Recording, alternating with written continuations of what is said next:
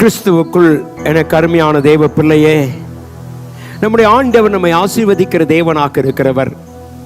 எல்லாவற்றிலும் நம்மை ஆசீர்வதித்து நம்மை கனப்படுத்துகிற தேவனாகிய கர்த்தர் சொல்லுகிறார், நான் இன்று முதல் உங்களை ஆசீர்வதிப்பேன். என் தேவனுடைய பிள்ளையே, தேவனுடைய கரம் நம்மேல் இருக்குமானால், தேவனுடைய கிருபை நம்மேல் இருக்குமானால், தேவனுடைய மாறாத பிரசன்னம் நம்மேல் இருக்குமானால், அவர் நம்மை ஆசீர்வதிக்க விரும்புகிறார். ஆகாயின் புஸ்தகம் 2ஆம் அதிகாரம் 19ஆம் வசனத்தை வாசிக்கும் பொழுது, நான் இன்று முதல் உங்களை ஆசீர்வதிப்பேன் என்று கர்த்தர் சொல்லுகிறார். இன்று முதல் உங்களை ஆசீர்வதிப்பேன் என்று சொல்லுகிறார். எனக்கு அன்பான தேவ பிள்ளையே, யாரை கர்த்தர் ஆசீர்வதிப்பார்? தேவனுடைய ஆசீர்வாதம் எல்லாருக்கும் உண்டு. அவர் இந்த உலகத்தில் இருக்க எல்லாரையும் அவர் நேசிக்கிறார். ஆனால் ஆசீர்வதிக்கிற தேவன் சொல்றார், இன்று முதல் நான் உங்களை ஆசீர்வதிப்பேன். யாரை கர்த்தர் ஆசீர்வதிப்பார் என்றால், முதலாவதாய் கர்த்தருக்கு கீழ்ப்படிவுகளை கர்த்தர் ஆசீர்வதிக்கிறார். கீழ்ப்படிதல் என்பது மிக முக்கியமான ஒன்று. நாம் வாசிப்போமானால் ஆதியாகமத்தின் புஸ்தகம் 22ஆம் அதிகாரம் 18 வாசிக்கும் பொழுது, நீ என் சொல்லுக்கு கீழ்ப்படிந்தபடியினால் உன் சந்ததிக்குள் பூமியில் உள்ள சகல ஜாதிகளும் ஆசீர்வதிக்கப்படும் என்று என் பேரில் ஆணையிட்டேன் என்று கர்த்தர் சொல்லுகிறார். தேவனுடைய பிள்ளையே, ஆபிரகாம் தன் பிள்ளையை பலி செலுத்தும்படியாய் கடந்து போகிறான். ஆண்டவராகிய தேவனை பார்த்து ஆசீர்வதித்து அவனுடைய கீழ்ப்படுதலை கண்டு கர்த்தர் சொல்லுகிறார், நீ என் வார்த்தைக்கு கீழ்ப்படிந்தபடினாலே உன்னை உன் சந்ததிக்குள்ளே உன்னை ஆசீர்வதித்து கனப்படுத்துவேன். எனக்கு அன்பான தெய்வ பிள்ளையது, ஆபிரகாம் கர்த்தருக்கு கீழ்ப்படிந்தான்.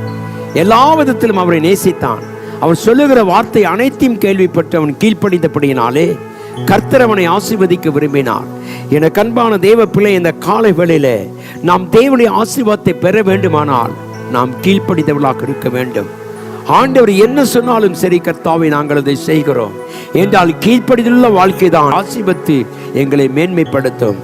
ஆகவேதான் கர்த்தராகிய ஆண்டவர் உபாகமத்தின் புஸ்தகம் 28ஆம் அதிகாரம் 1 முதல் 14 வரைக்குமாய் அவர் அநேக ஆசீர்வாதங்களை குறித்து கர்த்தர் சொல்லுகிறார்.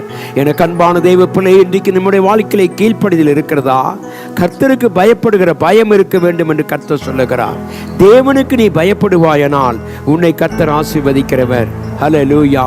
யோசுவாவின் புஸ்தகம் 13ஆம் அதிகாரத்தில் 18, 19 வாசிக்கும் பொழுது, தேவனுக்கு பயப்படுகிறவனை கர்த்தர் ஆசீர்வதிக்கிறார். நீ கர்த்தருக்கு கீழ்ப்படிந்தால் உனக்கு ஒரு ஆசீர்வாதம் உண்டு. நீ கர்த்தருக்கு பயந்திருந்தால் உனக்கு ஒரு ஆசீர்வாதம் உண்டு. ஏனென்றால் தேவனுக்கு பயந்திருக்கிறவனுக்கு அவருடைய ஆசீர்வாதம் நிறைவாக இருக்கும் என்று சொல்லி வாசிக்கிறோம். எனக்கு அன்பான தேவ ஜனமே, இந்த காலை வேளையிலே நீ கர்த்தருக்கு கீழ்ப்படுகிற அனுபவம் உனக்கு உண்டா? தேவனுடைய வார்த்தைகள் சொல்லுகிறது, அதை கேட்டதுபடி செய்ய நீ விரும்புகிறாயா? வேதம் சொல்லுகிறது, கர்த்தருக்கு கீழ்ப்படி கர்த்தர் ஆசீர்வதிக்கிறார். கர்த்தருக்கு பயந்தவனை கர்த்தர் ஆசீர்வதிக்கிறார். தேவனுடைய சித்தத்தின்படி நடக்கிறவனை கர்த்தர் ஆசீர்வதிக்கிறார் என்றால் நம்மை ஆசீர்வதிப்பது தேவனுடைய பிரியமாக இருக்கிறது. ஆகவே சொல்லுவோம், கர்த்தாவே, இந்த கால வேளையில நீர் எங்களை ஆசீர்வதிக்கும்படியாய் வந்தபடினாலே நாங்கள் உம்முடைய வார்த்தைக்கு கீழ்ப்படுகிறோம். இன்றைக்கு உன் வாழ்க்கையிலே கர்த்தருக்கு கீழ்ப்படுகிற அனுபவம் உண்டா? தேவ பிள்ளை சொல்லுவோம், ஆண்டவரே, நாங்கள் உமக்கு கீழ்ப்படிந்து உமக்கு பயந்து நடக்கிற எங்கள் மேல் கர்த்தாவே நீர் ஆசீர்வாதத்தை வைத்திருக்கிறதுக்காய் ஸ்தோத்திரம் என்று சொல்லுவோம். வேண்டால் நம்முடைய தேவன் நம்மை ஆசீர்வதிக்க விரும்புகிறார். கர்த்தர் தாமே நம்மை ஆசீர்வதித்து கனப்படுத்தி பாதுகாத்து தேவ கிருபைகள் வைப்பாராக. நம் கண்களை மூடி ஜெபிப்போம். எங்கள் மகா கிருபையும் இரக்கமும் அன்பும் உள்ள நல்ல ஆண்டவரே, இந்த அருமையான காலை வேளைக்காய் உமக்கு நன்றி செலுத்துகிறோம். பரிசுத்தத்தில் வாசம் பண்ணுகிற எங்கள் ஜீவனுள்ள தகப்பன் ஆண்டவரே, நீர் எங்களை ஆசீர்வதித்து கனப்படுத்துகிறதுக்காய் உமக்கு நன்றி. இந்த காலை வேளைக்காய் ஸ்தோத்திரம்.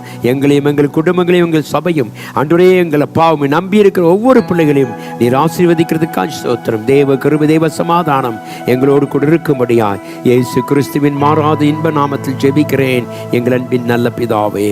ஆமென். தேவன் நம் அனைவரோடும் இருந்து நம்மை பாதுகாத்துக் கொள்வாராக. ஆமென்.